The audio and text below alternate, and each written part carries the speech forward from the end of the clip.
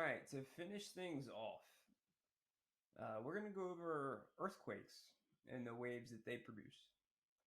So let's just start with seismic waves.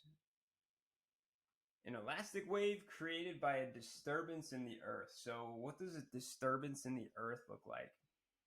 Guys, I know you've probably seen movies like King Kong and Godzilla where they simply step on the earth and they shake the earth and it generates a wave which is picked up on what we call a seismograph.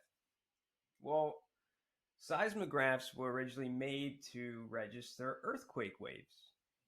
And basically, I hope you learned this in sixth grade, but you're currently walking on crust, the Earth's crust.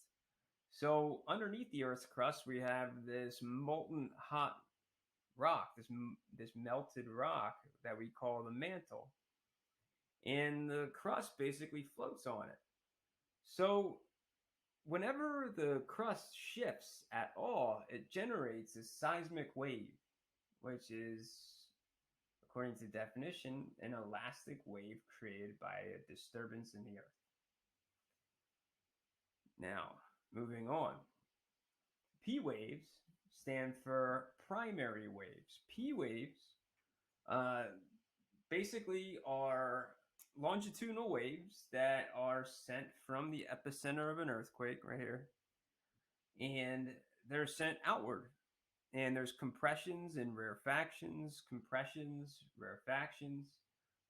the videos before.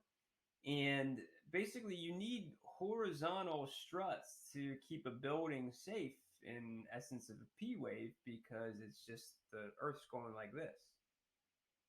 That's horizontal. Like if you're up here and it's moving like this, you would want horizontal supports. So moving on to S waves. S stands for secondary waves. And those are more transverse. They move the earth up and down. Okay, they're the second grouping of waves that get to you during an earthquake. So it's big time. You need like vertical supports for that. You need something that can keep your building stable if the ground's moving like this.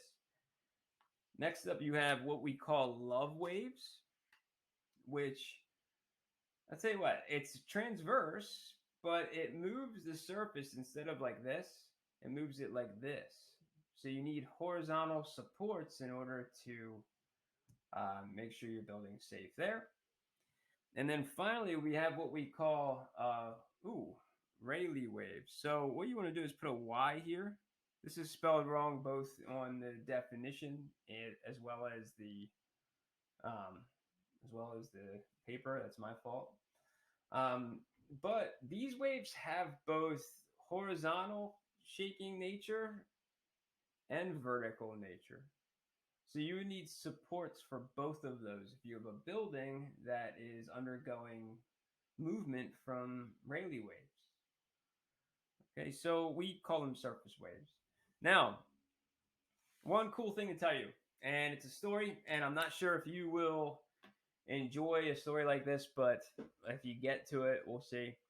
But there was an earthquake that took place down in Missouri back in the 1800s, and it shook so hard that people could actually see the ground moving like this.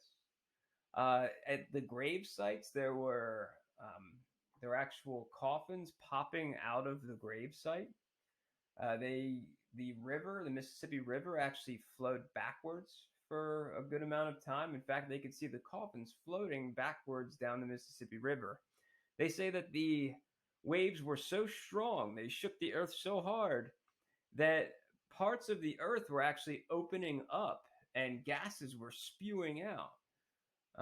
And they said it was so strong that birds that were flying over the earthquake, especially near the epicenter at the time, it actually sent the wave from the ground into the air. Obviously longitudinally, and it shook the air so hard that birds were falling out of the sky. So hopefully that sort of caps things off for you. This is our first round of videos. We'll see if you guys like these or not.